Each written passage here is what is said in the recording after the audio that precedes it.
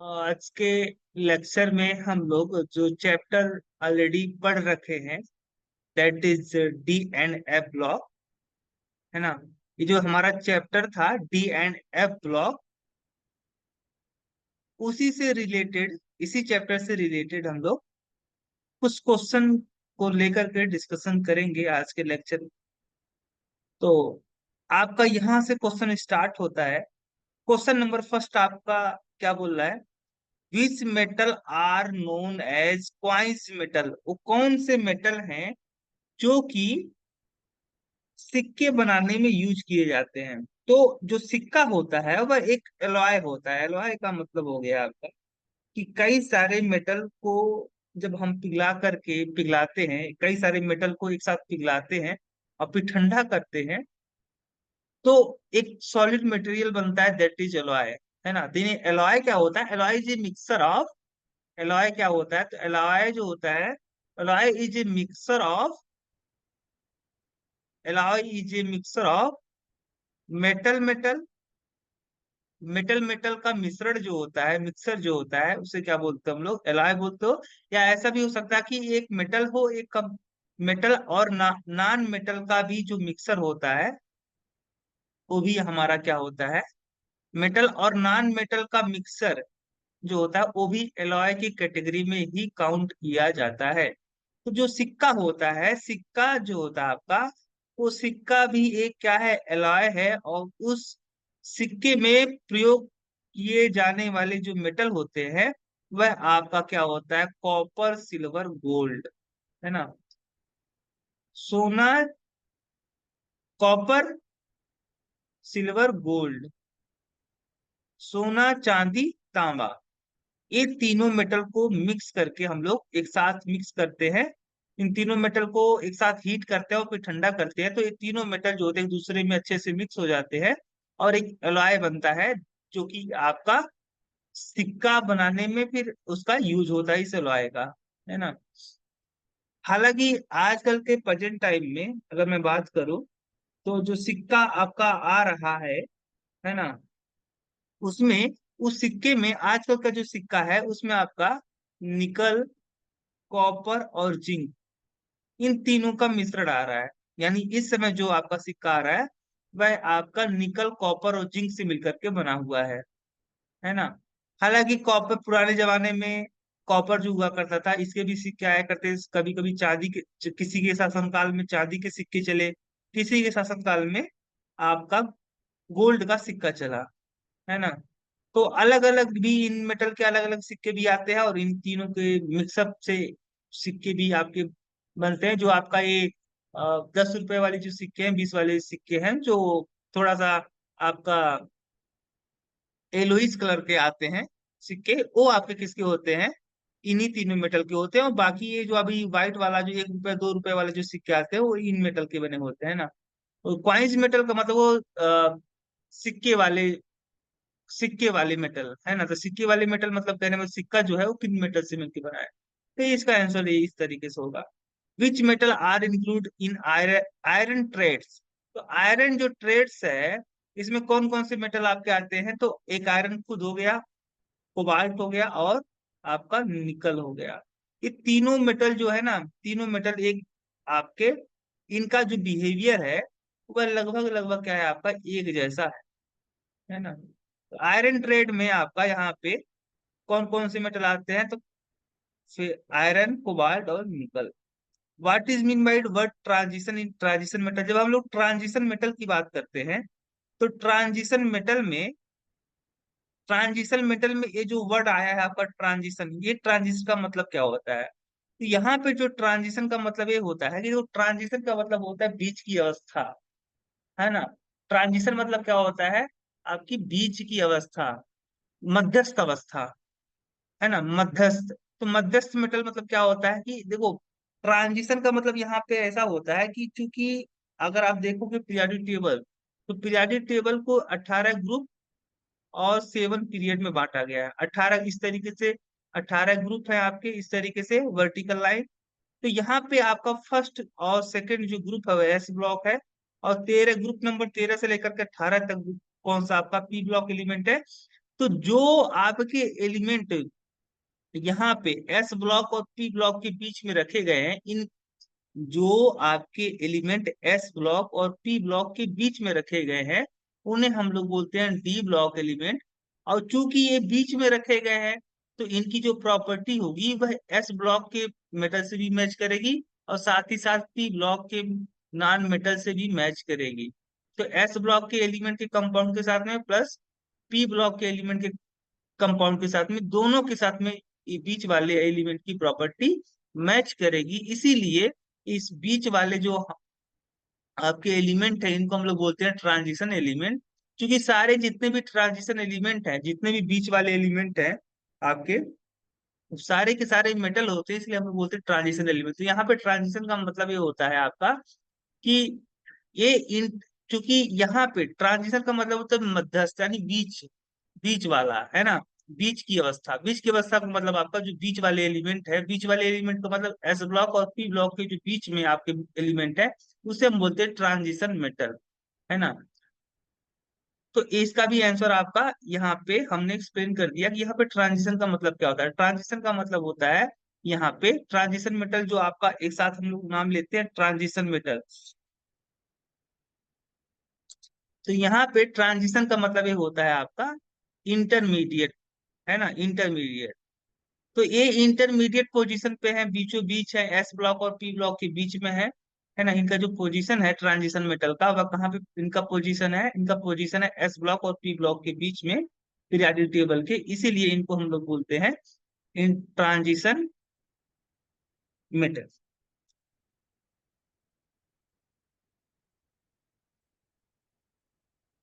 फिर अगला है आपका यहाँ पे, name the three alloy of copper. Copper के तीन एलॉय का नाम लिखिए। तो कॉपर के अगर तीन एलॉय का नाम आप देखना चाहते हो, कॉपर के देखो, एक ब्रास एलॉय होता है, ब्रास। ब्रास का जो कंपोजिशन होता है उसमें कॉपर और जिंक होता है ना। तो एक दिस जो ब्रास है, brass is alloy of copper, क्योंकि कार्बन जो कॉपर होता है वह 80% आपका लगभग होता है इसमें। तो जो ज्यादा मात्रा में होगा उसी का एलॉय बोलेंगे हम लोग। तो ये ब्रास किसका एलॉय है? Brass is alloy of copper. अब इसी तरीके से ब्रॉन्ज, ब्रॉन्ज भी क्या आपका क्या है? एक एलॉय है, वो भी कॉपर का। इसमें कॉपर और टिन आपका क्या होता है? कॉपर और टिन, इनसे मिलकर के बना होता है ब्रॉन्ज।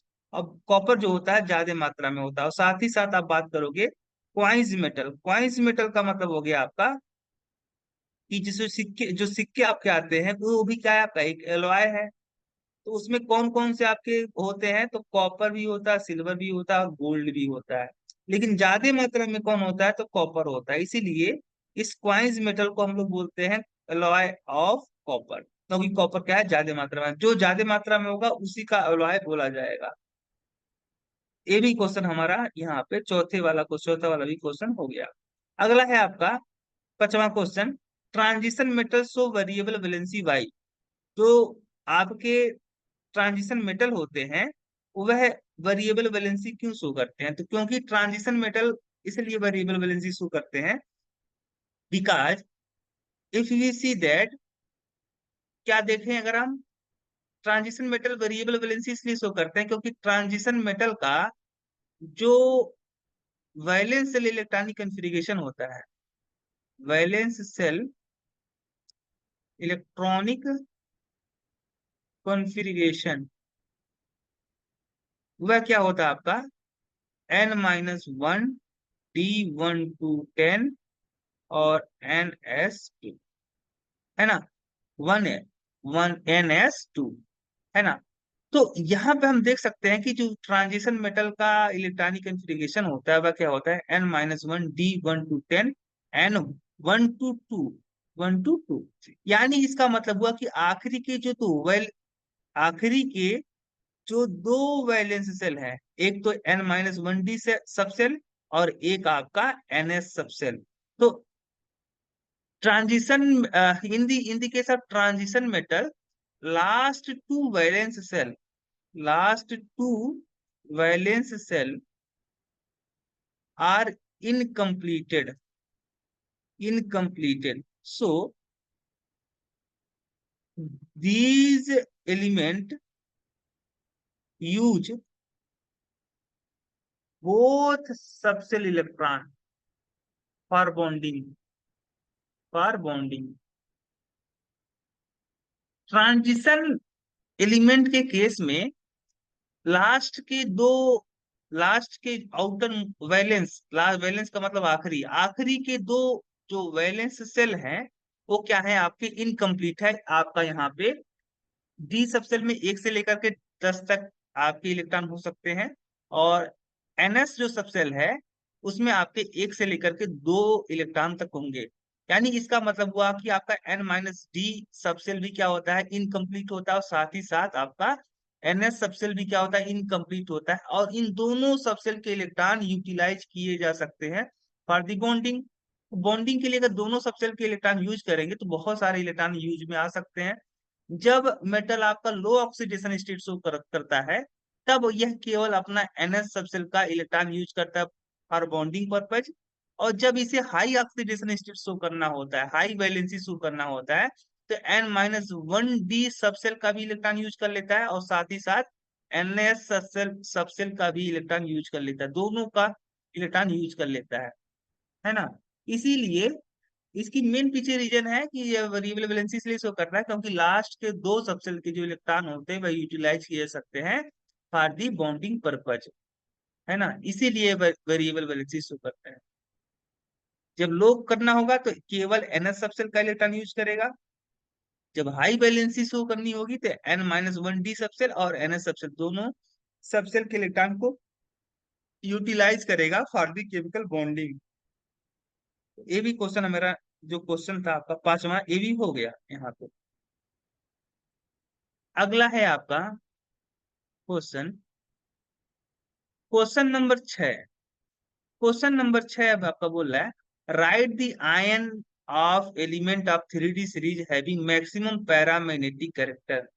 कह रहा है कि right the ion of element of three D series. Three D series में कौन कौन से एलिमेंट होते हैं, तो थ्री डी सीरीज में आपके scandium, titanium, vanadium, chromium, manganese, iron, cobalt, निकल, कॉपर, जिंक। अब ये क्या करते हैं, क्योंकि मेटल है तो ये कैटायन बनाएंगे ही बनाएंगे, ये आयन तो बनाएंगे ही बनाएंगे, ये इलेक्ट्रॉन लूज करेंगे, लॉस करेंगे, तो कैटायन बनाएंगे। तो जो थ्री डी सीरीज के जो मेटल हैं उनसे जो आयन बनेगा, कौन सा आयन आपका जो होगा वह मैक्सिमम पैरामैग्नेटिक कैरेक्टर का होगा। देखो मैक्सिमम पैरामैग्नेटिक जो पैरामैग्नेटिक सबस्टांस होते हैं वो वह क्या होते हैं, आपके मैग्नेटिक फील्ड में अट्रैक्ट होते हैं, और वही सबस्टांस पैरामैग्नेटिक नेचर के होते हैं जिनके पास में क्या होता है, अनपेयर्ड इलेक्ट्रॉन होता है। यानी ऐसा कैटायन या ऐसा आयन जिसके पास में ज्यादा से ज्यादा अनपेयर्ड इलेक्ट्रॉन होगा वह ज्यादा से ज्यादा पैरामैग्नेटिक कैरेक्टर का होगा। तो अगर मैं बात करूं मैग्नीज, अगर मैग्नीज प्लस टू की बात मैं करूं तो यहाँ पे क्योंकि मैग्नीज का जो आपका इलेक्ट्रॉनिक कॉन्फ़िगरेशन होता है वह होता है आर्गन 3d5 4s2। तो यहाँ से अगर अब चूंकि दो पॉजिटिव चार्ज का मतलब यहाँ पे दो इलेक्ट्रॉन हम यहाँ पे निकालने वाले हैं। इलेक्ट्रॉन कहाँ से निकलेगा, 4s सबसे से निकलेगा। तो यहाँ पे आपका जो टू मैग्नीज आयन का जो ऑक्सीडेशन स्टेट होने वाला है वह 3d5 यहाँ पे होगा, है ना। तो इसके पास में कितने अनपेड इलेक्ट्रॉन होंगे, D5। 3d5 का मतलब यहाँ पे डी और सबसेल में पे कितने सब ऑर्बिटल होते हैं, 5। तो हर एक ऑर्बिटल में एक इलेक्ट्रॉन आपका चला जाएगा, यानी यहाँ पे नंबर ऑफ अनपेड इलेक्ट्रॉन कितने होंगे, 5। तो नंबर ऑफ अनपेड इलेक्ट्रॉन अगर 5 होंगे तो उस हिसाब से इसकी जो मैग्नेटिक मूवमेंट आएगी वह हाईएस्ट आएगी, है ना। तो ये हमारा क्या हो गया आपका, यहाँ पे जो बोल रहा था right the ion of element of three D series having maximum paramagnetic character, वह आपका यहाँ पे मैग्नीज आयन हो गया। और साथ ही साथ क्रोमियम प्लस टू, अगर इस क्रोमियम आयन की बात करते हो प्लस टू ऑक्सीडेशन स्टेट में, तो क्रोमियम का जो इलेक्ट्रॉनिक कॉन्फ़िगरेशन होता है वो आर्गन 3d5 4s1 होता है। एक आप यहाँ पे दो इलेक्ट्रॉन अगर आप क्या करोगे, दो इलेक्ट्रॉन अगर निकाल दोगे, है ना, नहीं यहाँ पे +1 है, तो अगर एक इलेक्ट्रॉन आप निकाल दोगे अगर यहाँ पे, तो क्रोमियम +1 का जो इलेक्ट्रॉनिक कॉन्फ़िगरेशन आएगा वह आर्गन इलेक्ट्रॉन कहाँ से निकलेगा, 4s सबसे से, है ना। और यह सबसे से निकलेगा आपका, वैलेंस से निकलने वाला है इलेक्ट्रॉन, तो इसका बनेगा 3d5। यहाँ पे भी कितने अनपेड इलेक्ट्रॉन, 5 अनपेड इलेक्ट्रॉन, यानी क्रोमियम +1 और मैग्नीज +2, ये दोनों ऐसे आयन हैं 3D सीरीज के जो कि मैक्सिमम पैरामैग्नेटिक कैरेक्टर के होंगे। अगला क्वेश्चन है आपका कि zinc cadmium mercury so different behaviour than transition metal why. Zinc जो होता है, कैडमियम जो होता है, मरकरी जो होता है, ये तीनों के तीनों जो मेटल हैं, ये ट्रांजिशन मेटल से बाकी अदर ट्रांजिशन मेटल से अलग बिहेवियर क्यों शो करते हैं? क्योंकि इसलिए तीनों तीनों के तीनों अलग बिहेवियर शो करते हैं क्योंकि इनका जो वैलेंस सेल होता है, यानी वैलेंस वैलेंस N-1d जो सबसेल होता है वह, उसमें कितने इलेक्ट्रॉन होते हैं? 10 इलेक्ट्रॉन होते हैं, है ना। इसमें कितने इलेक्ट्रॉन होते हैं? 10 इलेक्ट्रॉन होते हैं। तो these metal show different behaviour due to they have completely filled D subshell. इसका जो डी सबसेल होता है लास्ट का, N-1 डी सबसेल जो होता है वह कंप्लीटली फिलअप होता है, इसमें 10 इलेक्ट्रॉन होते हैं। इसीलिए ये जो आपका, आप देखो, जो आपका सबसेल आपका कंप्लीटली फिलअप होगा वह केमिकल बॉन्डिंग के फॉर्मेशन में पार्टिसिपेट नहीं करेगा। केवल वही सबसेल आपके, वही ऑर्बिटल आपके यूटिलाइज किए जाते हैं फॉर द केमिकल बॉन्डिंग, जो क्या होते हैं आपके पार्शियली फील्ड होते हैं, है ना। जो पार्शियली फील्ड होते हैं, जो हाफ फील्ड होते हैं, और जो आपका कंप्लीटली फिलअप होगा वह नहीं यूज होगा। तो केवल ये सारे जो मेटल हैं, ये N-1d सबसेल के इलेक्ट्रॉन को यूटिलाइज नहीं करता है फॉर बॉन्डिंग पर्पज, केवल NS सबसेल का इलेक्ट्रॉन यूज करता है फॉर बॉन्डिंग पर्पज। इसीलिए इसका बिहेवियर थोड़ा सा, इसके जो कंपाउंड मिलते हैं हमको देखने को, वह किस करेक्टर के होते हैं? आयनिक करेक्टर के। आयनिक करेक्टर किस लिए होते हैं? क्योंकि ये अपना केवल NS सबसेल का इलेक्ट्रॉन यूज करेगा फॉर बॉन्डिंग पर्पज। और आपके जो ग्रुप फर्स्ट और ग्रुप सेकंड के जो पीरियोडिक टेबल में अगर आप देखोगे, तो ग्रुप फर्स्ट और ग्रुप सेकंड के जो एलिमेंट है वह किस करेक्टर के हैं? मेटेलिक करेक्टर के हैं। और वे जो मेटल हैं ग्रुप फर्स्ट और सेकंड के, वह अपना एस सबसेल का इलेक्ट्रॉन यूज करते हैं for bonding purpose, S subshell का इलेक्ट्रॉन, है ना। इसीलिए क्या होता है कि एस सबसेल का इलेक्ट्रॉन यूज करते हैं और एक ऐसा कंपाउंड बनाते हैं, आयनिक कैरेक्टर का बनाते हैं, आयनिक नेचर का कंपाउंड बनाते हैं। वैसे ही सेम तरीके से इसका भी बिहेवियर हो जाता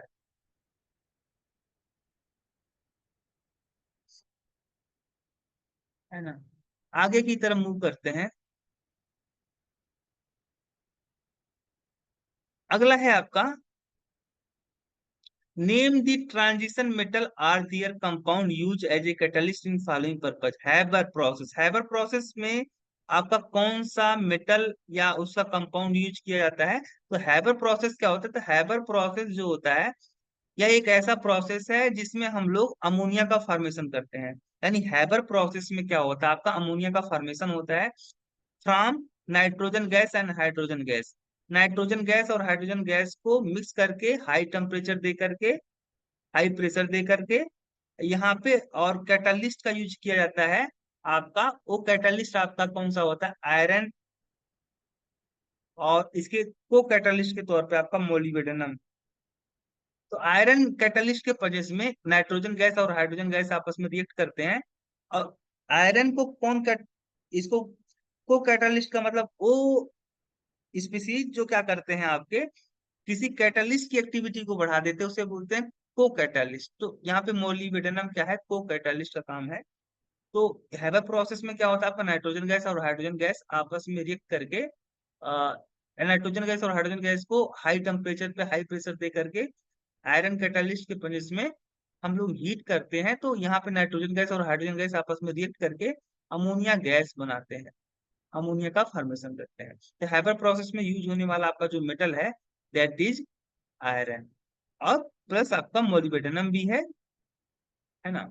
कंटेक्ट प्रोसेस में क्या करते हैं हम लोग? कंटेक्ट, देखो, सल्फ्यूरिक एसिड का फॉर्मेशन अगर आप पढ़े होगे, तो सल्फ्यूरिक एसिड का फॉर्मेशन में एक प्रोसेस आता है आपका कंटेक्ट प्रोसेस में क्या होता है आपका कि जो सल्फर डाइऑक्साइड गैस होता है ना, वह सल्फर डाइऑक्साइड गैस आपका ऑक्सीजन के साथ में रिएक्ट करके क्या बनाता है? सल्फर ट्राइऑक्साइड बनाता है, जो कि हम लोग इसे इस सल्फर ट्राइऑक्साइड गैस को वाटर में पास आउट करते हैं। तो ये आपका वाटर के, इस सल्फर ट्राइऑक्साइड गैस जब वाटर के संपर्क में आता है तो डिजोल्व हो जाता है वाटर में और बना लेता है सल्फ्यूरिक एसिड, है ना। तो यहाँ से आपका ये जो सल्फर डाइऑक्साइड का ऑक्सीडेशन हो रहा है इनटू सल्फर ट्राइऑक्साइड, यह ऑक्सीडेशन का जो काम हो रहा है सल्फर डाइऑक्साइड के साथ में, इस रिएक्शन को कैटालाइज कौन करता है? आपका vanadium penta oxide. Vanadium penta oxide क्या करता है? इस रिएक्शन को कैटालाइज करता है। तो कंटेक्ट प्रोसेस में आपका कौन सा मेटल यूज हो रहा है या कौन सा कंपाउंड यूज हो रहा है? तो vanadium penta oxide for catalysing the reaction of sulphur dioxide and oxygen. Vanadium pentoxide contact process में कैटलिस्ट का काम करता है, जिसका काम होता है सल्फर डाइऑक्साइड को सल्फर ट्राइऑक्साइड में चेंज करना। वो कैसे करता है? उसका अलग क्या है? मैकेनिज्म है। तो कंटेक्ट प्रोसेस में यूज होने वाला आपका जो होगा वह वेनेडियम पेंटॉक्साइड होगा। और ओस्टवाल्ड प्रोसेस, तो ओस्टवाल्ड प्रोसेस में आपका जो मेटल यूज होता है that is platinum.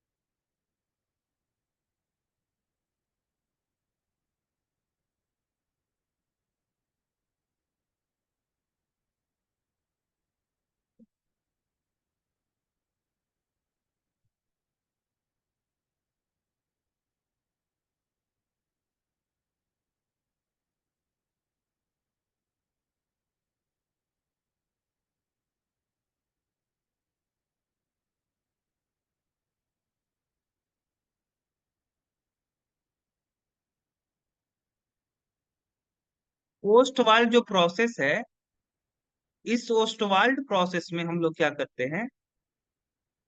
Nitric acid का फॉर्मेशन करते हैं। इस ओस्टवाल्ड प्रोसेस के हेल्प से हम लोग नाइट्रिक एसिड का फॉर्मेशन करते हैं। और यहाँ पे हम जो रॉ मटेरियल के तौर पे लेते हैं नाइट्रिक एसिड के प्रोडक्शन में, रॉ मटेरियल के तौर पे वह होता है हमारा अमोनिया गैस। अमोनिया गैस सबसे पहले क्या करता है?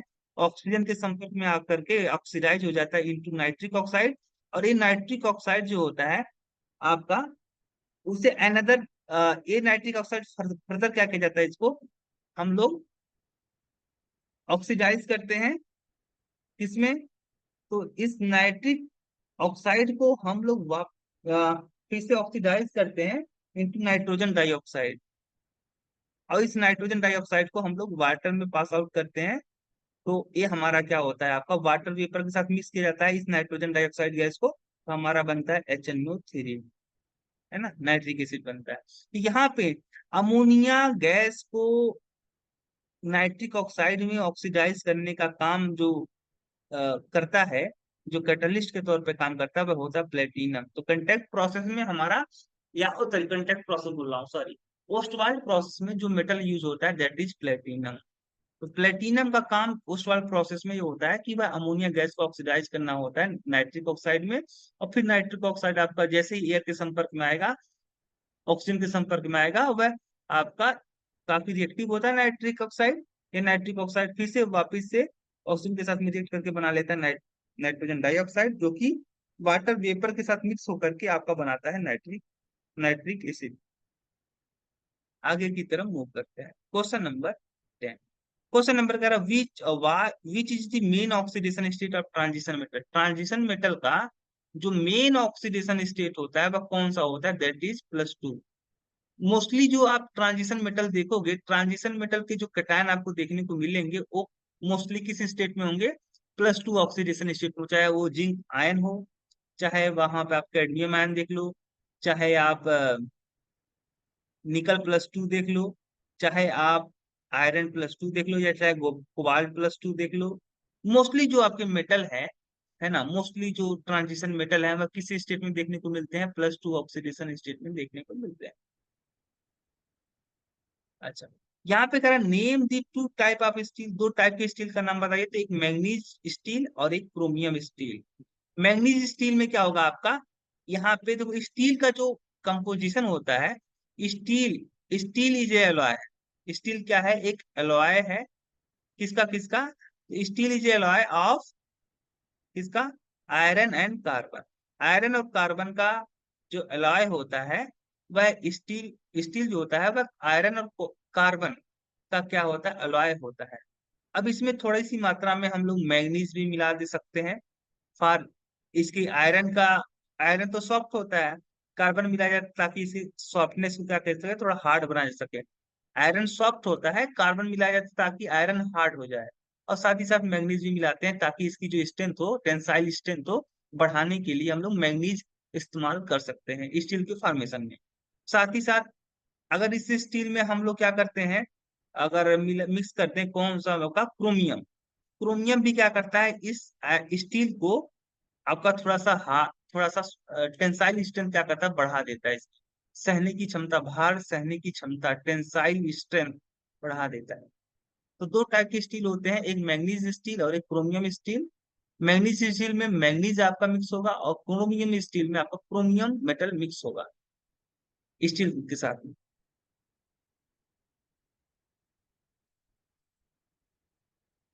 आगे की तरफ अगर आप देखोगे तो कह रहा which are the noble metal. Which are the noble metal मतलब कहने का मतलब है ऐसे मेटल। नोबल मेटल का कहने का मतलब है ऐसे मेटल जो बहुत कम रिएक्टिव है, वेरी लेस रिएक्टिव है, या नेचर में बहुत कम रिएक्टिव होने की वजह से किसी के साथ में जल्दी रिएक्ट नहीं करते हैं, है ना।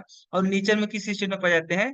नेचर में आपके फ्री स्टेट में पाए जाते हैं, यानी किसी के साथ में नहीं पाए जाते हैं, फ्री स्टेट में पाए जाते हैं। ये आपके किसी ये जो मेटल होंगे जो वेरी लेस रिएक्टिव होंगे, एक फ्री स्टेट में पाए जाने का मतलब हुआ कि एक किसी आप एक कंपाउंड के फॉर्म में नहीं पाए जाएंगे, किसी के साथ रिएक्ट नहीं करेंगे, है ना। और ये नेचर में आपके प्योर स्टेट में पाए जाएंगे, एलिमेंट के फॉर्म में पाए जाएंगे, कंपाउंड के फॉर्म में नहीं पाए जाएंगे, किस स्टेट में पाए जाएंगे? एलिमेंट के फॉर्म में पाए जाएंगे। तो वो आपके कौन कौन से होते हैं?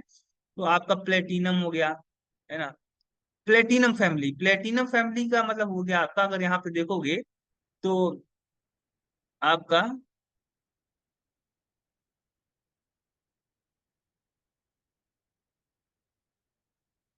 प्लेटिनम, सिल्वर, गोल्ड, ये सारे आपके कौन से हैं?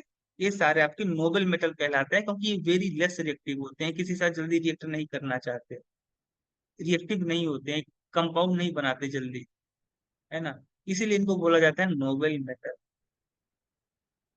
और आप देखोगे तो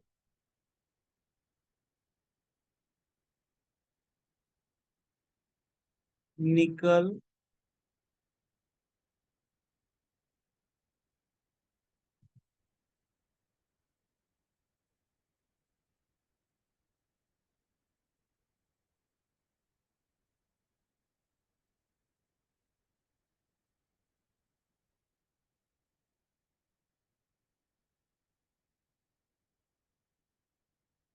चलिए आगे बढ़ते हैं।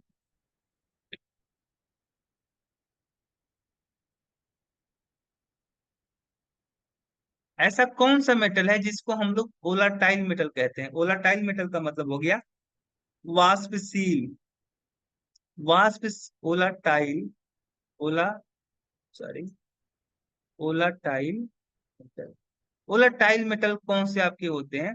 वोलाटाइल मेटल वो मेटल होते हैं जो जिनका बॉइलिंग पॉइंट क्या होता है आपका? कम होता है। बॉइलिंग पॉइंट कम होता है, मेल्टिंग पॉइंट और साथ ही साथ आपका बॉइलिंग पॉइंट दोनों ही क्या होता है? कम होता है। इसे जैसे ही थोड़ा सा हीट करोगे यह वेपराइज होना स्टार्ट हो जाएगा। तो किस मेटल का आपका बॉइलिंग पॉइंट और मेल्टिंग पॉइंट कम होता है? तो zinc, cadmium, mercury. Zinc, cadmium, mercury, ये तीनों मेटल ऐसे हैं कि जिनको थोड़ा सा हीट करोगे तो ये वेपराइज होना स्टार्ट हो, इनका मेल्टिंग पॉइंट, बॉइलिंग पॉइंट क्या होता है? बहुत कम होता है। इसीलिए इनको बोलते हैं वोलाटाइल मेटल। अगला है आपका question 14। Which of the two cobalt and zinc salt will be the attract in magnetic field on by. अगर मैं बात करूं which one of the two cobalt and zinc salt, अगर कोबाल्ट का साल्ट हो या जिंक का साल्ट हो तो दोनों में से किसका साल्ट जो होगा वह मैग्नेटिक फील्ड में अट्रैक्ट होगा।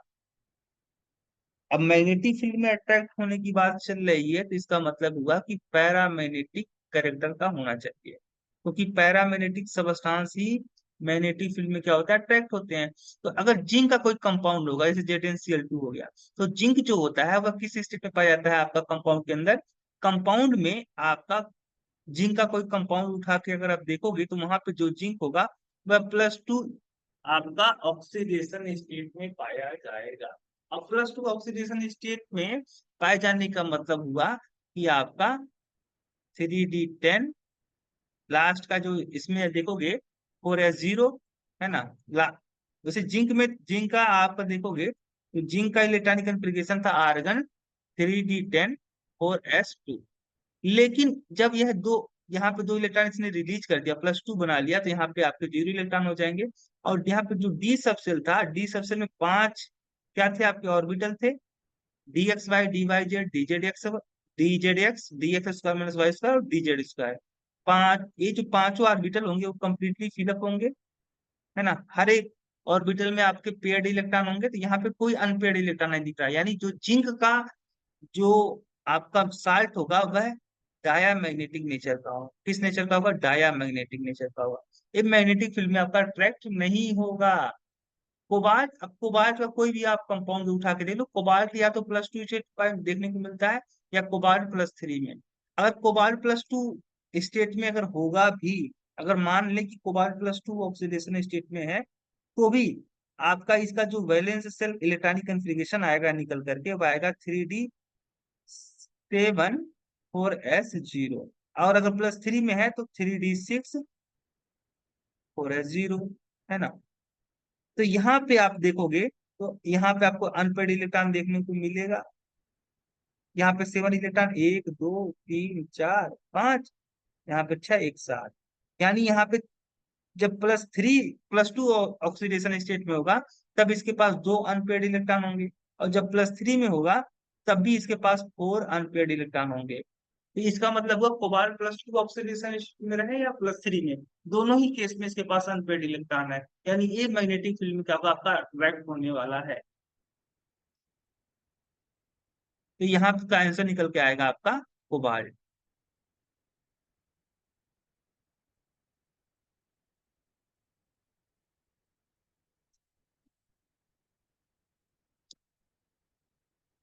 अगला है क्वेश्चन आपका, right the composition and use of artificial gold. जो आर्टिफिशियल गोल्ड होता है आपका, रोलेट गोल्ड, एक गोल्ड की कई सारी वैरायटी आती है। गोलेट जो गोलेट सॉरी गोलेट बोल रहा हूँ, रोलेट।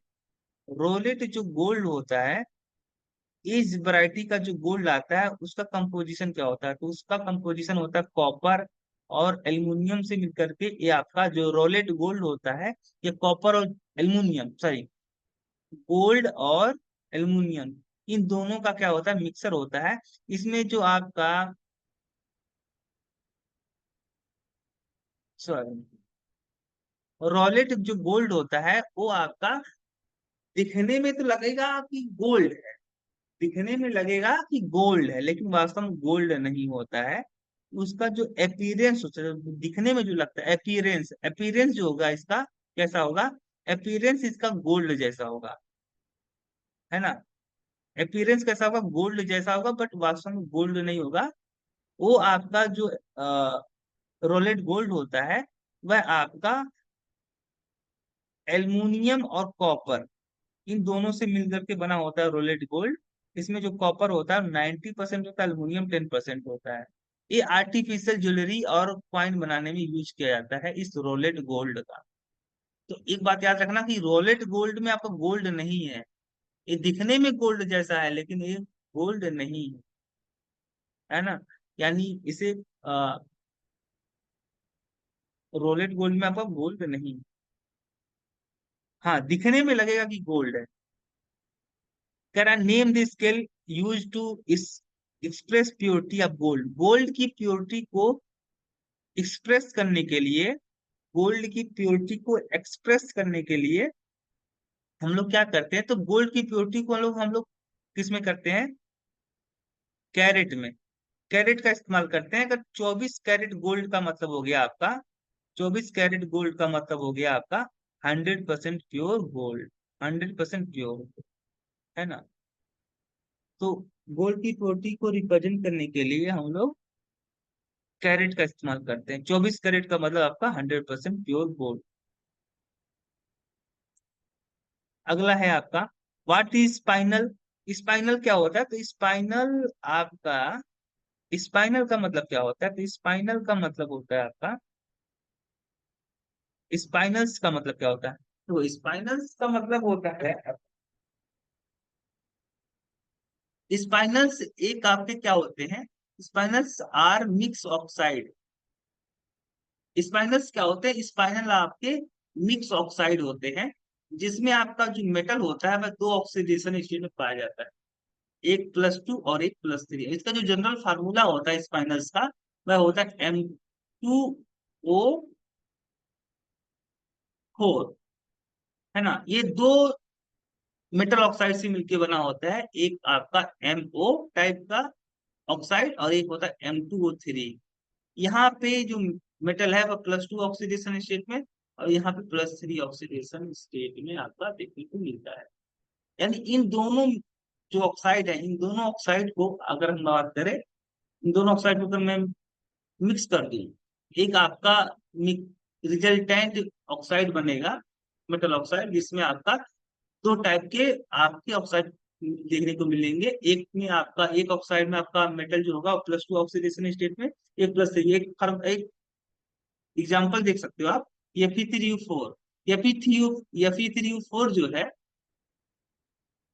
मैग्नेटाइट इसका नाम है। इस ये जो ऑक्साइड है यह मिक्स ऑक्साइड है, किसका किसका, आयरन फेरस ऑक्साइड और फेरिक ऑक्साइड, दोनों का मिक्सर जो होता है, इसको हम लोग एक साथ क्या लिखते हैं, Fe3U4।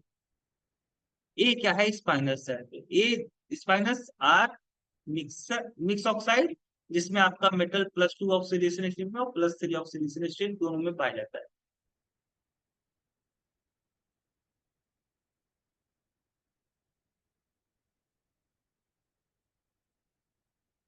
अगला है आपका right the formula of A compound in which transition metal has oxidation state +7। मुझे एक ऐसे कंपाउंड का नाम लिखना है जिसमें आपका जो ट्रांजिशन मेटल होता है वह +7 ऑक्सीडेशन स्टेट में होता है, दैट इज KMnO4। KMnO4 में देखोगे यहाँ पे जो मैंगनीज होता है वह +7 ऑक्सीडेशन स्टेट में पाया जाता है। क्यों, क्योंकि इसी अगर आप ब्रेक कर दोगे तो यहाँ पे आपको मिलेगा पोटेशियम आयन और प्लस मिलेगा आपका मैग्नेट, पर मैग्नेट आयन। यहाँ पे मैग्नीज का अगर मैं मान लू एक्स मान लू ऑक्सीडेशन स्टेट, तो x 1 × oxidation state of manganese, यहाँ पे 1 × oxidation state of manganese.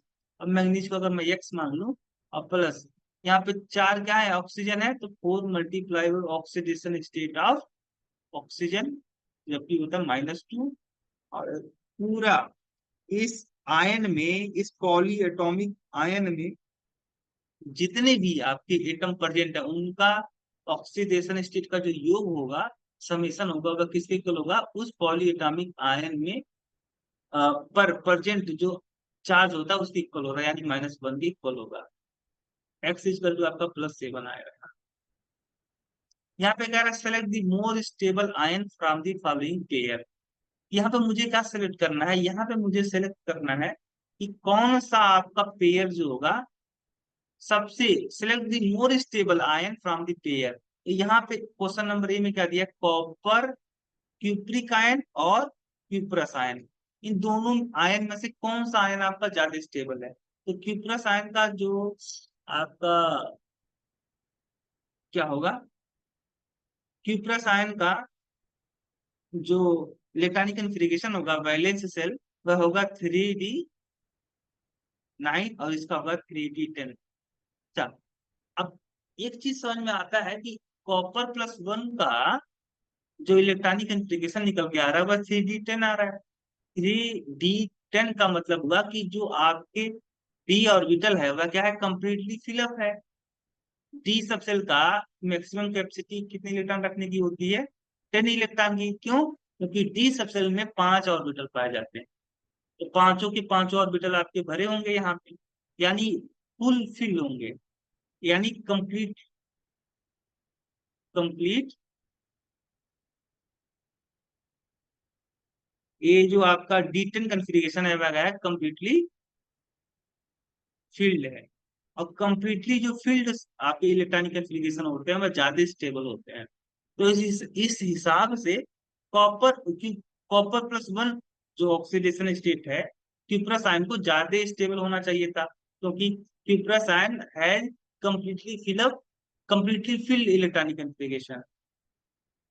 Cuprous जो आयन है उसका जो कॉन्फ़िगरेशन है वह कंप्लीटली फिल्ड है, इसीलिए इसको ज्यादा स्टेबल होना चाहिए था, लेकिन ऐसा नहीं होता है। ज्यादा स्टेबल होता है आपका क्यूप्रिक आयन है, ये ऐसा इसलिए क्योंकि क्यूप्रस प्लस वन जो होता है, यानी क्यूप्रस जो आयन होता है वह, अब क्यूप्रस प्लस वन देखो में देखोगे, इसमें आपके 29 क्या होते हैं, प्रोटॉन होते हैं, और इसमें आपके 28 क्या होते हैं, इलेक्ट्रॉन होते हैं, है ना। और यहाँ पे अगर आप देखोगे क्यूप्रस आयन, क्यूप्रिक आयन में जिसका इलेक्ट्रॉनिक कॉन्फ़िगरेशन होता है 3d9, ये भले ही एक कंप्लीटली फिलअप नहीं है, एक कंप्लीटली फिल्ड इलेक्ट्रॉनिक कॉन्फ़िगरेशन नहीं देगा 3d9, यानी ये जो 3d सबसेल है वह कंप्लीटली फिल्ड नहीं है। बट इस केस में क्या होगा, आपका 29 प्रोटॉन होंगे, और आपका 27 क्या होगा, इलेक्ट्रॉन। तो यहाँ पे 29 प्रोटॉन 27 इलेक्ट्रॉन को अच्छे से होल्ड करके रखेंगे, है ना। ये जो क्यूप्रस आयन है, क्यूप्रस आयन में जो न्यूक्लियस होता है वह इलेक्ट्रॉन को अच्छे से संभाल नहीं पाता है क्यूप्रस आयन के केस में, क्योंकि यहाँ पे 28 इलेक्ट्रॉन और 29 प्रोटॉन है। लेकिन क्यूप्रिक आयन में क्या होगा आपका, इस क्यूप्रिक आयन में आपका 29 प्रोटॉन और 27 इलेक्ट्रॉन है, यहाँ पे प्रोटॉन की संख्या ज्यादा है, और इसलिए इसका जो इफेक्टिव न्यूक्लियर चार्ज होगा वह काफी ज्यादा हाई होगा, जिसकी वजह से वह इलेक्ट्रॉन को अच्छी तरीके से होल्ड करके रखेगा। तो यहाँ पे जो most stable oxy most stable ion होगा दैट इज क्यूप्रिक आयन। होना चाहिए था क्यूप्रस आयन, बट उसका रीजन मैंने बता दिया कि क्यूप्रस आयन में आपका जो न्यूक्लियस होता है वह इलेक्ट्रॉन को अच्छे से होल्ड नहीं कर पाता। अब फेरस आयन और फेरिक आयन में, तो फेरस आयन का देखोगे electronic configuration, valence shell electronic configuration देखोगे तो इसका निकल के आएगा 3d6, और फेरिक आयन का देखोगे तो आपका निकल के आएगा 3d5। 3d5 का मतलब हुआ कि जो 3d सबसेल है वह कैसा है, हाफ फील्ड है। कैसा है, हाफ फील्ड। 3d जो सबसेल है वह कैसा है, हाफ फील्ड है। और हाफ फील्ड कॉन्फ़िगरेशन जो होता है वो मोर स्टेबल होता है। यही कैसा होगा आपका, 3d6 का मतलब हुआ 5, 1 2 3 4 5 6, ये आपका पार्शियली, ये क्या है, ये जो कॉन्फ़िगरेशन है ना तो हाफ फील्ड है ना तो फुल फील्ड है, या पार्शियली फील्ड है, पार्शियली। अब हाफ फील्ड कॉन्फ़िगरेशन क्या होता है, ज्यादा स्टेबल होता है, क्योंकि इसमें क्या होता है आपका एक्सचेंज एनर्जी क्या होता है, हाई होता है इन the case of half field और फुल फील्ड के केस में, इसीलिए फेरिक आयन क्या होगा, ज्यादा स्टेबल होगा। और निकल प्लस टू और प्लेटिनम प्लस टू की बात करोगे, देख लेते हैं। अच्छा, निकल प्लस टू, निकल का एटॉमिक नंबर 28, इसका कॉन्फ़िगरेशन आर्गन 3d8 4s2, और जब प्लस टू ऑक्सीडेशन स्टेट इसका होगा, आर्गन 3d8 4s0, यहाँ पे 3d8। और यहीं पर अगर प्लेटिनम देखोगे तो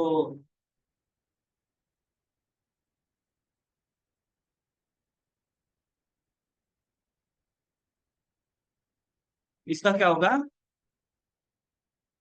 जेनान 5D 8 4s2, है ना। हालांकि ये दोनों के दोनों इलेक्ट्रॉन आपके इसमें जाके यहाँ पे 10 हो जाता है, यहाँ पे 0 हो जाता है। ये इसका एक्सेप्शन इलेक्ट्रॉनिक एस्पिरेशन होता है। लेकिन जब ये +2 ऑक्सीडेशन स्टेट में होगा तो यहाँ से दो इलेक्ट्रॉन आपका, सॉरी, 5D8 6s2 होता है, यहाँ पे 0 हो जाएगा इलेक्ट्रॉन। अब चूंकि यहाँ पे देखोगे तो यहाँ पे देखने को मिलेगा कि चूंकि निकल का साइज कैसा होता है आपका, छोटा होता है। तो छोटे से एटम के ऊपर आपका दो चार्ज है, और यहाँ पे छोटे से एटम के ऊपर क्या है आपका, दो चार्ज है।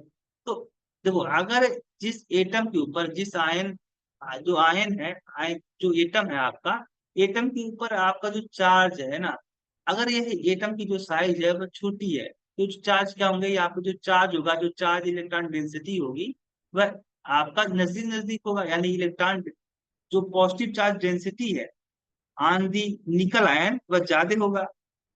पॉजिटिव चार्ज डेंसिटी, छोड़ देखो, डेंसिटी का मतलब क्या होता है? डेंसिटी का मतलब होता है आपका, वैसे आप नॉर्मल डेंसिटी की बात करते हो तो mass by volume, mass by volume, है ना। यहाँ पे मास, तो आपका मास की जगह पे यहाँ पे आपका क्या है, चार्ज। और वॉल्यूम का मतलब वो साइज। तो साइज जितना आपका छोटा होगा, डेंसिटी उतना क्या होगा, ज्यादा होगा। तो साइज किसकी छोटी है, निकल की। तो निकल, निकल की छोटी साइज होने की वजह से जो निकल आयन में, जो निकल एटम के ऊपर जो पॉजिटिव चार्ज होगा उसकी डेंसिटी क्या होगी, हाई होगी। और इसमें देखोगे तो इसकी साइज बड़ी होती है, बिग साइज होती है। बिग साइज होने की वजह से जो पॉजिटिव चार्ज डेंसिटी है वह पूरे एटम पे दूर, पॉजिटिव चार्ज डेंसिटी क्या होगी, लो होगी, क्योंकि इसकी साइज क्या है, बड़ी है। तो जो पॉजिटिव चार्ज डेंसिटी अगर लो होगी तो जो पॉजिटिव चार्ज होगा वह पूरे एटम पे अच्छे से फैल जाएगा, है ना। अच्छे से क्या हो जाएगा, फैल जाएगा। पॉजिटिव चार्ज डेंसिटी दूर दूर होगा, ज्यादा दिक्कत नहीं होगी, है ना। ज्यादा दिक्कत नहीं होगी, पॉजिटिव चार्ज जो डेंसिटी होगी वह पूरे एटम पे फैल जाएगा, क्योंकि साइज बड़ी है। इस हिसाब से प्लेटिनम +2, प्लेटिनम आयन का जो आयन होता है वह ज्यादा स्टेबल होता है। यहाँ पे चार्ज डेंसिटी का कॉन्सेप्ट। और यहाँ पे देखोगे अगर आप, निकल +4 और प्लेटिनम +4, तो निकल, निकल की साइज बहुत छोटी है। निकल की साइज क्या है आपकी,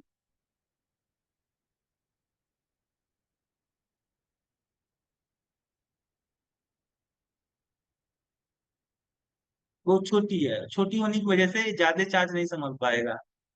छोटे से एटम पे अगर ज्यादा चार्ज है तो वह तो अनस्टेबल हो जाएगा। बट प्लेटिनम बड़ा साइज का है, तो प्लेटिनम पे ज्यादा चार्ज हो सकता है। तो यहाँ पे आपका प्लेटिनम +4, है ना।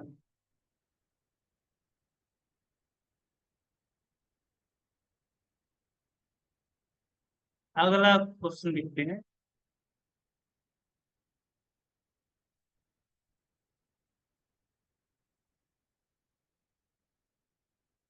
अगला क्वेश्चन है आपका, the stability of an oxidation state of a metal. कोई मेटल जो होगा, किसी मेटल का ऑक्सीडेशन स्टेट जो होगा वह कितना होगा। यानी स्टेबल जो ऑक्सीडेशन स्टेट होगा किसी मेटल का, वह किस बात पे डिपेंड करता है। तो किसी मेटल का जो स्टेबल ऑक्सीडेशन स्टेट होता है वह डिपेंड करता है कि उसकी सब्लिमेशन एनर्जी कितनी है, उसकी आयोनाइजेशन एनर्जी कितनी है, उसकी हाइड्रेशन एनर्जी कितनी है। ये तीन फैक्टर पे, कौन कौन से फैक्टर, किसी मेटल का ऑक्सीडेशन, स्टेबल ऑक्सीडेशन स्टेट तीन फैक्टर पे डिपेंड करता है। सब्लिमेशन एनर्जी, सब्लिमेशन एनर्जी, और आयोनाइजेशन एनर्जी, और हाइड्रेशन एनर्जी, हाइड्रेशन एनर्जी, है ना। हाइड्रेशन, ये तीनों, सब्लिमेशन एनर्जी, आयोनाइजेशन एनर्जी और हाइड्रेशन एनर्जी, इन तीनों फैक्टर पे डिपेंड करता है किसी मेटल का स्टेबल ऑक्सीडेशन स्टेट कितना हुआ।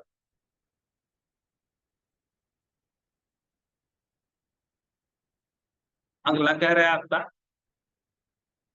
कि क्यूप्रस आयन जो होता है वह डायमैग्नेटिक नेचर का होता है, जबकि क्यूप्रिक आयन आपका पैरामैग्नेटिक होता है। ऐसा क्यों? क्योंकि क्यूप्रस आयन में देखोगे तो इसका 3D क्या बनेगा, लास्ट का जो वैलेंस सेल इलेक्ट्रॉनिक कन्फिग्रेशन बनेगा वह बनेगा 3D10, और इसका बनेगा 3D9। तो यहाँ पे आपका एक अनपेड इलेक्ट्रॉन है, यहाँ पे जीरो अनपेड इलेक्ट्रॉन है। तो जीरो अनपेड इलेक्ट्रॉन होने की वजह से ये आपका कैसे नेचर का होगा, डायमैग्नेटिक। और इसके पास अनपेड इलेक्ट्रॉन होने की वजह से क्या होगा, ये पैरामैग्नेटिक नेचर का होगा। क्योंकि जिंक जो आयन है Zn+2, यह डायमैग्नेटिक नेचर का इसलिए है क्योंकि इसका वैलेंस सेल इलेक्ट्रॉनिक कन्फिग्रेशन देखोगे तो 3D10 बनेगा, और इसका देखोगे तो क्या बनेगा, 3D9। इसके पास एक अनपेड इलेक्ट्रॉन है और इसके पास नहीं है, इसलिए यह जो जिंक आयन है वह डायमैग्नेटिक नेचर का होगा, और ये आपका पैरामैग्नेटिक नेचर का होगा। अगला है आपका फेरिक आयन। ये ज्यादा स्टेबल होता है देन फेरस आयन वाई, क्योंकि फेरिक आयन में क्या होगा, आपका D5 होगा इलेक्ट्रॉनिक कन्फिग्रेशन, और इसका होगा D6। ये हाफ फील्ड होगा, ये हाफ पार्शियली फील्ड होगा, हाफ फील्ड कन्फिग्रेशन ज्यादा स्टेबल होता है, इसीलिए फेरिक आयन ज्यादा स्टेबल होता है। अच्छा, मर्क्यूरस आयन, ये जो मर्क्यूरस आयन होता है ये आपका पैरामैग्नेटिक नेचर का होता है, मर्क्यूरस आयन। अच्छा, मरकरी का इलेक्ट्रॉनिक कन्फिग्रेशन क्या होता है, तो मरकरी का होता है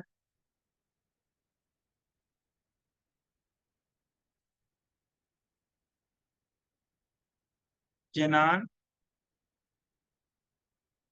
5D10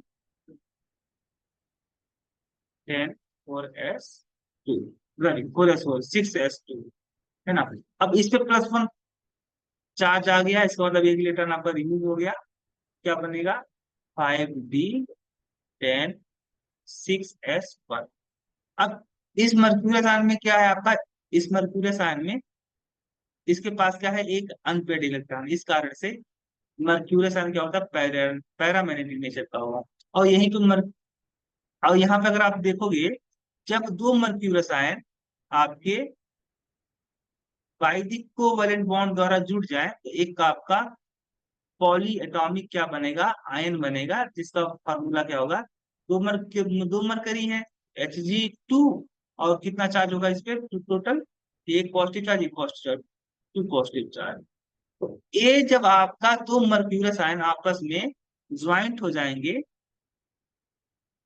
बाइंड हो जाएंगे दूसरे के साथ में बाई कोवैलेंट बॉन्ड, तो ये जो 6s ऑर्बिटल में जो इलेक्ट्रॉन है, एक मर्क्यूरस आयन जो है, एक मर्क्यूरस आयन का जो 6s ऑर्बिटल में जो इलेक्ट्रॉन है, और दूसरे मर्क्यूरस आयन में जो आपका 6s ऑर्बिटल में जो इलेक्ट्रॉन है, वह दोनों एक दूसरे के साथ में क्या करेंगे, यहाँ पे जब ये बॉन्ड बनाएंगे तो ये दोनों इलेक्ट्रॉन क्या होंगे, जो अनपेड, जो दोनों अनपेड इलेक्ट्रॉन है वह क्या हो जाएंगे, पेयर अप हो जाएंगे।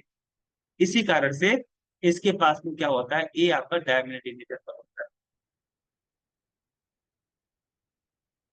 क्योंकि यहाँ पे दोनों मर्क्यूरस आयन के, इसके पास एक अनपेड इलेक्ट्रॉन था, इसके पास एक अनपेड इलेक्ट्रॉन था, दोनों ने इसने अपना, ये दोनों दोनों ने अपना एक एक इलेक्ट्रॉन शेयरिंग किया, और ये दोनों इलेक्ट्रॉन क्या हो गया, पेयर अप हो गए। तो अनपेड इलेक्ट्रॉन बचा नहीं, और अनपेड इलेक्ट्रॉन बचा नहीं, अनपेड इलेक्ट्रॉन चला गया बॉन्ड के फॉर्मेशन में, और पेयर अप हो गया, अनपेड इलेक्ट्रॉन बचा नहीं, अनपेड इलेक्ट्रॉन बचा नहीं, तो वो कैसा होगा, डायमंड। आज के लेक्चर में इतना ही रखते हैं।